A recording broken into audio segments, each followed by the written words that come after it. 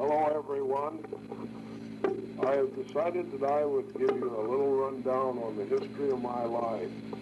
This is Sunday, September the 24th, 1966. I'm sitting in my home, 9 o'clock at night, and I will tell you a few things that maybe you'll want for posterity. The children possibly and the grandchildren. Later on, the grandchildren might wish to know a little something about their family. I was born in Longmont, Colorado on a farm. April 8, 1896, the youngest of 10 children, 6 boys and 4 girls. My brothers and sisters were Joseph, or Joe as we called him, William or Will, Lydia May, Elizabeth Mary, Alpheus Robert, we always called him Bob, Gertrude, Bertha, Ira John, Marvin Samuel, and myself, Jesse Sard. My father was born in 1844 in Tennessee, near Knoxville. He also came from a large family, 9 children, 4 boys and 1 girl. My father, Henry, was the oldest, then Sam, Frank, Susan, Jake, Matthew, Andy, John, and Alpheus. His brother Jake was killed during the Civil War by bushwhackers. My father drove an 8-mule team commissary wagon on Sherman's march to the sea. My father married my mother in Missouri after leaving Tennessee. My mother's maiden name was Stoner, and she was born in Virginia in 1855, the oldest of 5 children, 1 boy and 4 girls. Her name was Hannah. She was the oldest. Her brother was William, then Emma, Jenny, and Sarah. They were not of a large family like the Bashors. When I was 6 years old, my brother Joe took me on a trip to Idaho to visit my brother Will, who had moved there several years before. And on this visit, I have one memory outstanding, a jackrabbit drive. On a Sunday, all the people for miles around started converging from a circle of about a mile in diameter with clubs and pans, beating the pans to scare the rabbits, and when they got the rabbits into a small area, they would kill them with the clubs. It seems to me there were hundreds and hundreds of dead rabbits. The rabbits were so devastating to the crops, they had to kill them off. After my visit in Idaho, we left for home, stopping in Salt Lake City for a day, going to Salt Air Beach, and seeing the bathers just floating around in and about 40 feet of water. The salt being so thick in the water, they didn't need to know how to swim. All they needed to do was lay down and float. We visited the Mormon Tabernacle, and one of the bishops or elders tried to get Joe to leave me with them. I don't know yet whether they were serious or not. When I was 9 years old, my family all moved 50 miles from Longmont to Homestead on dry land near Brighton in the prairies. We hauled our water for household use from a creek 5 miles away in 50-gallon wooden barrels. Our drinking water we got from a neighbor 6 miles away who had a well. We hauled it in 10-gallon milk cans.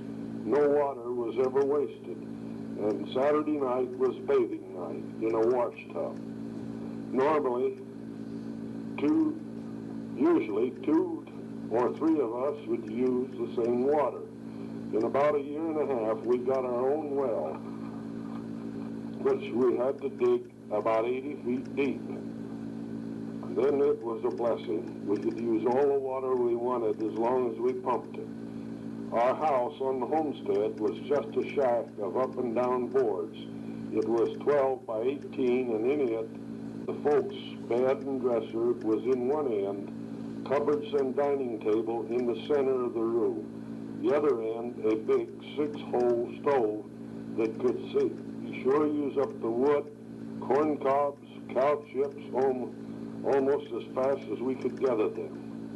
In 1910, my sister Bertha died from typhoid fever, burning up for almost 6 weeks with fever, had a horrible death.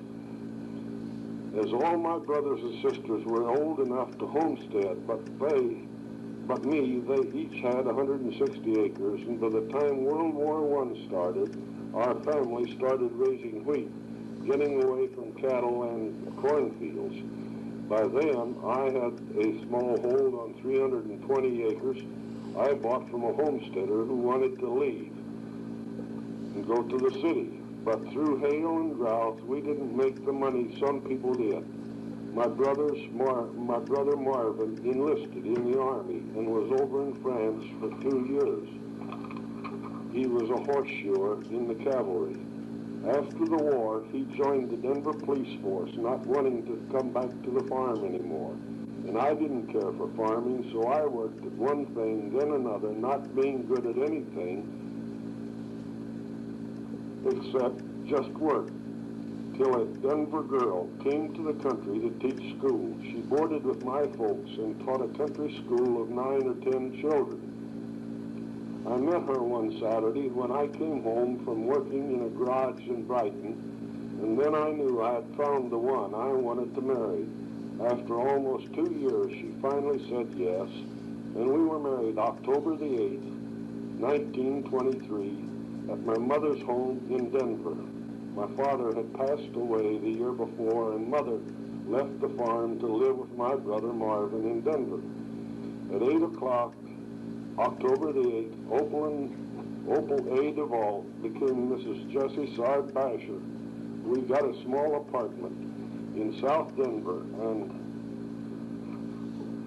by that time I had gotten a job that was pretty steady. Piggly Wiggly stores, starting as stock clerk, then checker, assistant manager in a Denver store. And telling you about the wages those days, when I started as stock clerk, I got $14 a week. When I got up to be a checker, I got $18. When I was the assistant manager, I got a whole $20 a week. During this time, our 2 babies were born, Shirley Ruth, then Merle Sard. Pardon me. In 1926, an opening was given me to manage a store in Moscow, Idaho, then Dayton, Washington, then Bonners Ferry, Idaho. A whole $25 a week. So we left Colorado, Opal, I, and our 2 babies. I have not given you Opal's history as yet. Her father, Andrew G. Duvall, was one of the grandest men I have ever met. Her mother, who had been Mary Cook, was a real fine woman. Opal was the youngest of 5 children, 2 boys and 3 girls, Gertrude, Darwin, Laura, Bert, and Opal. They all were born in Missouri, but came to Colorado when Opal was 1 year old. Her brother Darwin was a dentist in Denver. Her sister Laura was a minister with the Church of God in Kansas as an evangelist, going from town to town organizing churches. Bert became a major in World War I and a lieutenant in World War II. He was over in South Africa under General Eisenhower and went in on Sicily into Italy and stayed till the end of the war. Piggly Wiggly sold out to Safeway in 1928, and Opal and I came to Los Angeles from Idaho. Times were real bad as the Depression was starting, but I got a job collecting for an installment house at $20 a week. We were in L.A. just a year when an opening on the police force at UCLA, which had moved from the Vermont campus, came up, and I got on as a traffic cop on Westwood Boulevard at a whole $110 per month. Big money in those days. During this time, we had bought a house in Los Angeles. Then in 1938, we bought 22 lots on East Trail in Cagle Canyon, where we moved. Opal started raising chickens, turkeys, ducks, and pigs. I did the selling on my days off, and Opal, Merle, and Shirley did the farm work. Then in 1942, I quit the police force to do carpentry in the Navy. I got more money in a week than a whole month on the police force. I went to Hawthorne, Nevada, and worked 5 months. Then I broke my leg on Christmas Eve coming home to see the kids. In the meantime, Shirley got married. Merle went into the Navy with my leg in a cast. Opal got work in Tim's Aircraft in Van Nuys, while just to put in time, I sit around with my leg for 6 months in a cast. I got back on the job then, and Opal and I took the trailer to San Diego. She worked at North Island Air Base while I did carpentry. Shirley came to stay with us as her baby came in December.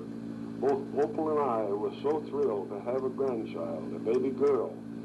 After the war ended and Merle came home, we came back to our home on East Trail. And in 1945, I started selling calendars and advertising specialties. The next year, 1946, Opal and I decided to go into business for ourselves on our own, selling specialty advertising.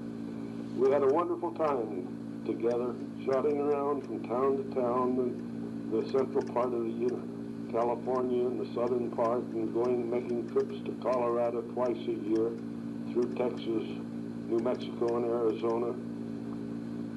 Enjoyed our life. We did more fishing and sightseeing than I did in selling. In 1950, I joined the Lions Club, and we had lots of fun going to their affairs and conventions. Shirley had now came home with her 3 children. Merle was happily married, so we had nothing to worry about, only enjoy ourselves. Then our life became marred in 1951 when Opal had several operations, gallstones, appendectomy, and several malignant tumors. In 1960, I had a severe heart attack. 2 years later, I had another. Also, Opal had several more operations for malignancy. We had moved into San Fernando, and Opal was elected president of the Business and Professional Women's Club. The next year, she was elected president of the Women's Division of the Chamber of Commerce. But in the early part of 1965, she started getting more ill and put in the last 6 months in a wheelchair, but broke her leg in October, and until Christmas Day, 1965, she was bedfast and never walked again. At 7 o'clock Christmas morning, she passed away in 1965. She had had a wonderful Christmas Eve. We had 22 here at our house, all of our children, grandchildren, and 1 great-grandchild.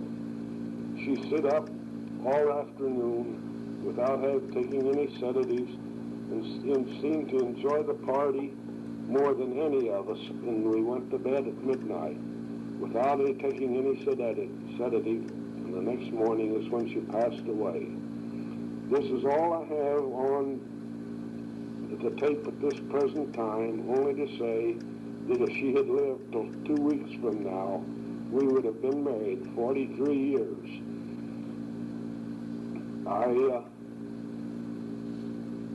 As I say, was 70 years old last April. I have a wonderful family. I love them all. And I know from Opal's influence that she gave to our family that all are good, honest, upright people. I maybe will complete some more of this tape whenever I think of some funny anecdotes that has happened during my life. This is all for now. Grandpa, Daddy, and great-grandpa. Now here is a funny one I just thought of that I will put on the tape. When my brother Marvin and I used to ride our horses back in horseback to school 6 miles from home. And as the coyotes were plentiful on the prairies, we used to set traps around an old dead horse or an old dead cow. Then coyotes would come up to eat on the carcass and get into our traps. We would kill the coyotes, skin them, and stretch the pelts. Then we would sell them for $1 to $2, and the state would also give us a bounty of $1 each for every scalp. One morning we had a bald eagle in a trap. We did we beat his head with our quirts until we thought he was dead. We tied him behind my saddle and we started to school about a mile, and then he came back to life and clawed at my horse. I had a hard time riding the horse and beating the eagle, as the horse thought I was beating him. But we got him home and thought he was dead again, so we put him into the chick sale or the outhouse, thinking my dad would look after him. My mother went out to the outhouse a couple hours after, and here the eagle was, and clawed her quite a bit before she could get out and get the door closed. Then my dad did kill him, and then he took him to the Eagle Lodge in Longmont, Colorado, and sold him for $7. Marvin and I was really rich. Responsibility for peaceful men as they exercised over each term. Well, here I go again. This is Sunday, October the 9th, 10 a.m. Just 2 weeks since I talked on the tape. Since then, I was to Las Vegas with 84 elk on the fun trip. The elks take twice a year.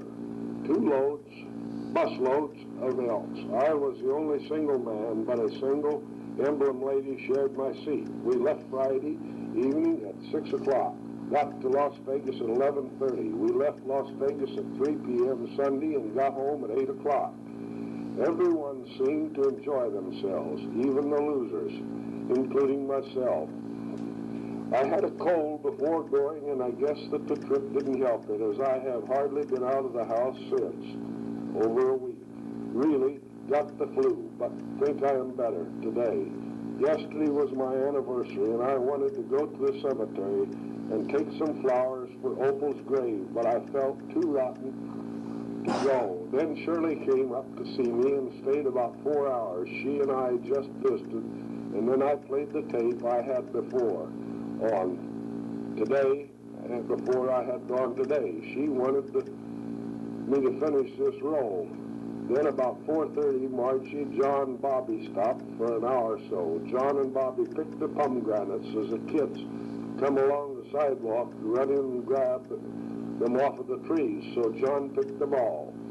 I also played this tape for them, and they enjoyed my yapping. I said I was going to do some more, and if they thought of something I had told them sometime or another, I would put it on the tape. John said to tell about the lizards I painted. That wasn't lizards, but they were horny toads. All this I have put on the tape.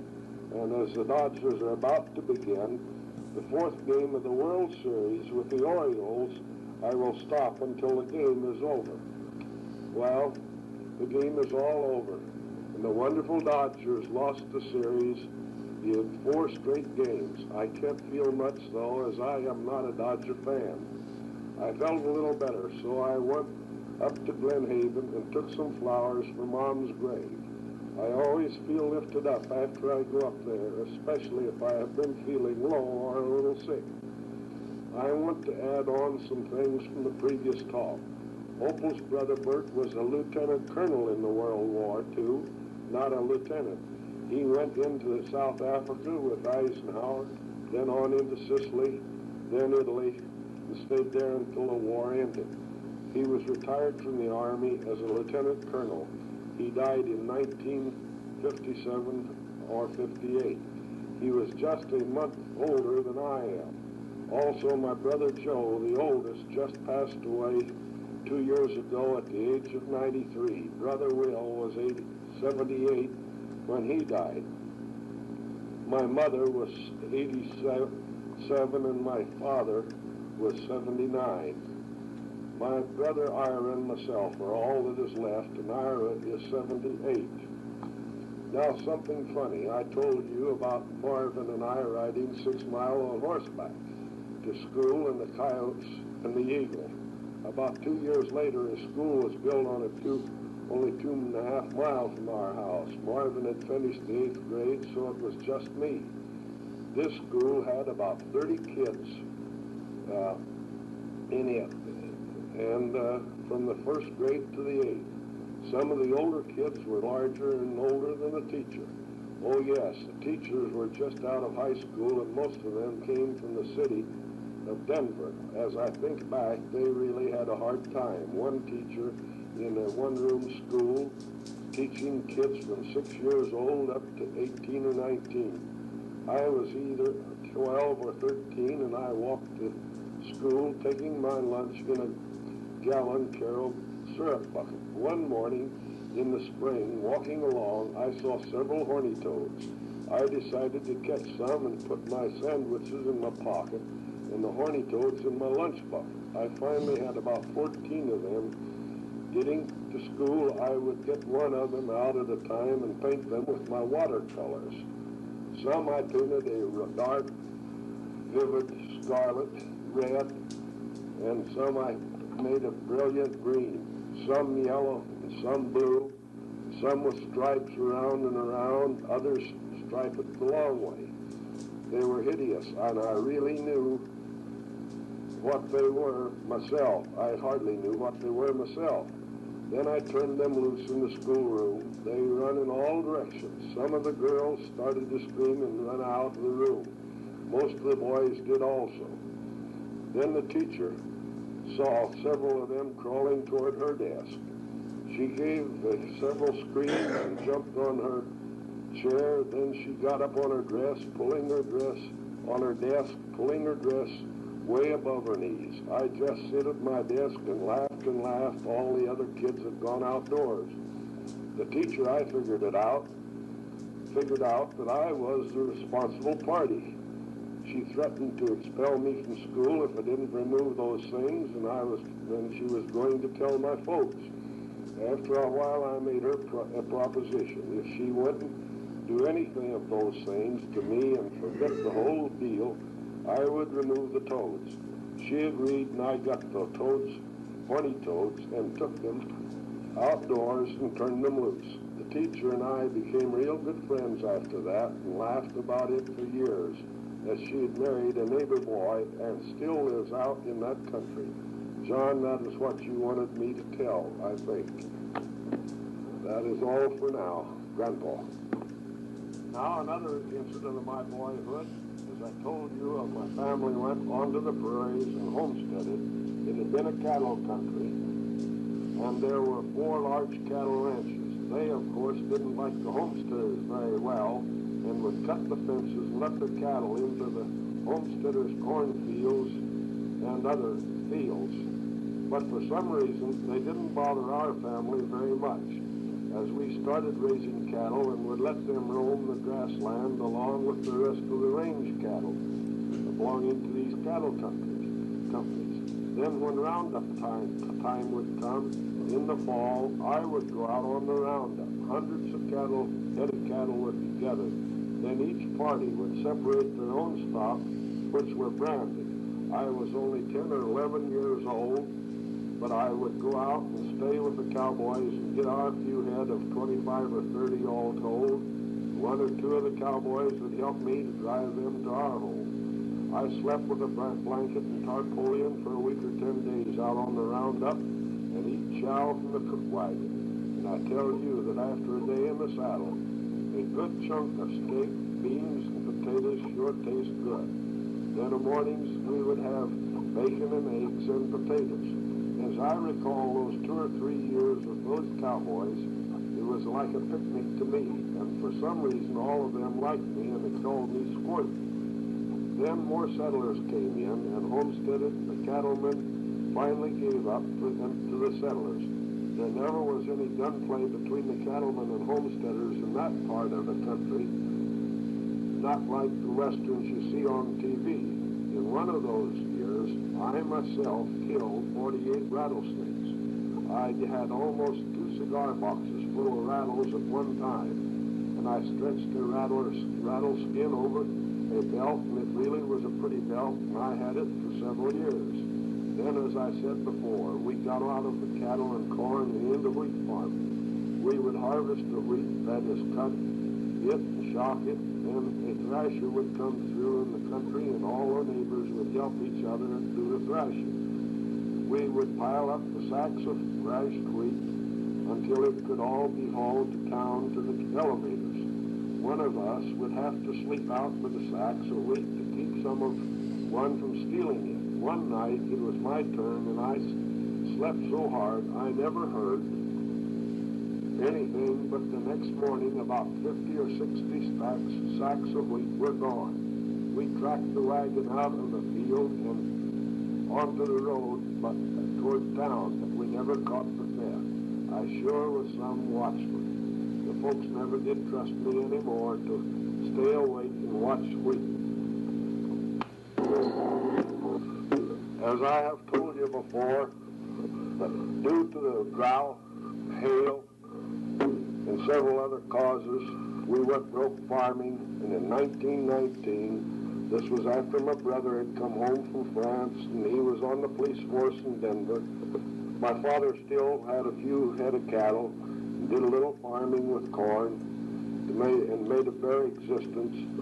I didn't like the farm, so in 1919, I went to Texas and was down in the oil fields for almost a year. I worked in Wichita Falls, I worked in Burke Burnett, I worked in Ranger and Desdemona in the oil fields. This Burke Burnett, if you ever happen to see the film Oil by Clark Gable, that Clark Gable and Spencer Tracy played in, you will see just what the mud was in around Burke Burnett, Texas. The mud was knee-deep. They used to have planks across from one side of the street over to the sidewalks over to the other, which sidewalks were only made out of planks. And if you walked across that plank and you slipped and fell, you'd go into the street mud up to your hips almost. I worked in the oil fields. I worked firing a boiler in one of the oil rigs, and at one rig that I worked on belonged to old Captain Cook that was supposed to have discovered the North Pole. He was just a big promoter, and we hit a dry hole. He came out and told the driller, talked to the driller, and the driller, we laid a pipeline from another well over to this here dry hole, and the driller told me that, and then we put a steam line down in the hole. And the driller told me the next day Captain Cook was going to bring several New York millionaires out, and when they were on the platform, the driller would be a-drilling for me to cut the steam line in. I did, and boy, oh boy, the oil went clear up over the top of that oil derrick. After it was all over, the New York guys bought the well from Dr. Cook. Later on, a year or two afterward, the United States government got after Cook for defrauding through the mails, and they had me as a witness. I went to Dallas, Texas, stayed at the Adolphus Hotel, which is the fanciest hotel in Dallas, for 3 weeks at the expense of the United States government. And I told them this here little story that I've just told you, and I got a whole $4 a day, plus my eats, and staying at that hotel for 3 weeks for getting on the witness stand and telling in about 5 minutes what I've just told here on the tape. That was my experience in the oil well. I went back home after about a year. I'd made quite a little money. I got straightened up with a few bills that I owed and debts which I had left, and helped out with the folks a little.